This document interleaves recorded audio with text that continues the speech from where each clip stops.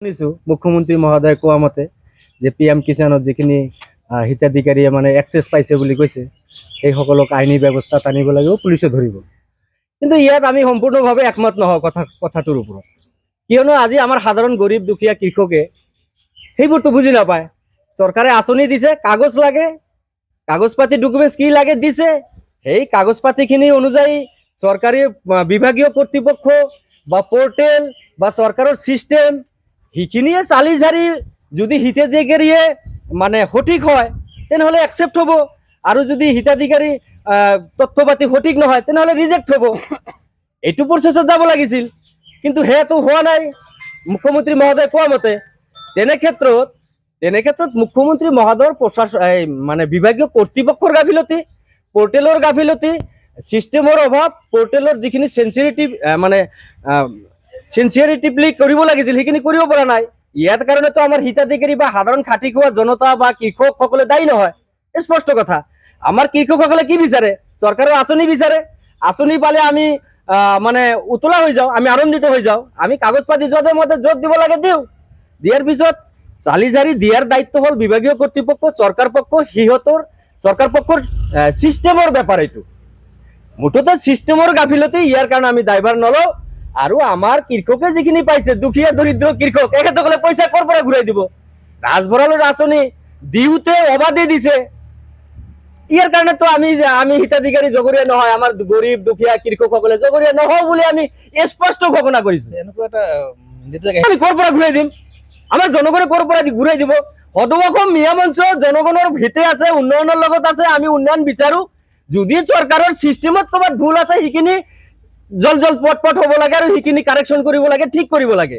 কৰ্তব্যত গাফিলতি বিভাগীয় কৰ্তৃপক্ষৰ, CO BDO বা ডেভেলপমেণ্ট ব্লকৰ ডেভেলপমেণ্ট যিটো আমাৰ বিভাগ আছে সেই বিভাগে জগৰীয়া হ'ব, কৃষি বিভাগে জগৰীয়া হ'ব।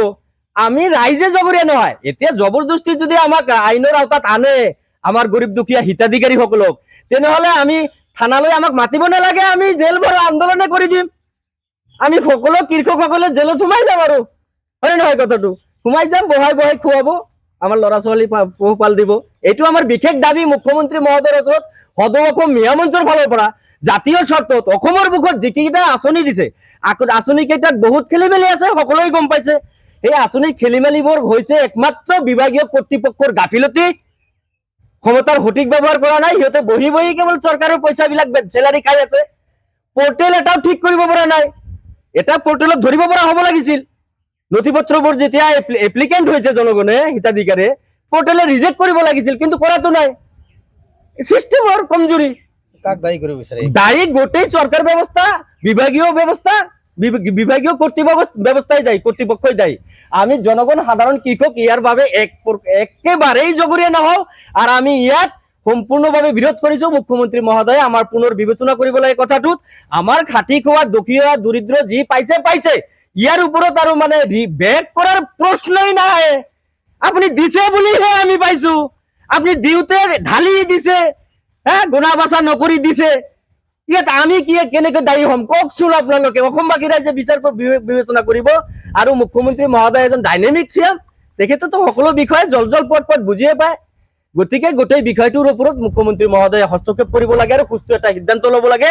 আৰু আমি মাফ কৰাৰ কথা নকওঁ যে আমাক মাফ কৰি দিব লাগে। যিকেইটা সঠিক চালি জাৰি ৰাখক, বাকীবোৰ কাটি দিয়ক, আমাৰ আপত্তি নাই। যিজন ব্যক্তি যোগ্য নহয় হিতাধিকাৰী, সেইবোৰ কাটি দিয়ক। কিন্তু আমি পানিচমেণ্ট পাৱাৰ বিষয়ে নহয়। আমি কিয় পানিচমেণ্ট পাম? আমি পানিচমেণ্ট ল'ব নোৱাৰো, স্পষ্ট ঘোষণা কৰি দিছো সদৌ অসম মিঞা মঞ্চৰ ফালৰ পৰা। ইতিমধ্যে জিলাই ঘোষণা কৰিছে যে কিছুমান মাটি নোহোৱাকে পাইছে। মাটি নোহোৱাকে কেনেকে পাইছে? মাটি নোহোৱাকে পোৱা নাই। ভুলখিনি ক'লোৱেই, ভুলখিনি যদি পাইছে সেই ভুলটোতো কৰ্তৃপক্ষৰ। মাটি নোহোৱা মানুহক কিয় PM কিষাণ দিলে? পোৰ্টেলে কিয় একচেপ্ট কৰিলে? মুখ্যমন্ত্ৰী কি একচেপ্ট কৰিলে? আমাৰ কৃষি বিভাগীয় কৰ্তৃপক্ষই কিয় গ্ৰহণ কৰিলে? তাতে সিহঁতে জবাবদিহি হ'ব, জগৰীয়া সিহঁতে হ'ব। এতিয়া আমি আগৰে পৰা আহ্বান কৰি আহিছো, যিবোৰ আঁচনি আছে আঁচনিবোৰ গাঁও সভাৰ জৰিয়তে জল পট হ'ব লাগে। 4টা আঁচনি আমাৰ ঘোষণা আগৰ পৰাই আছে সদৌ অসম মিঞা মঞ্চৰ ফালৰ পৰা।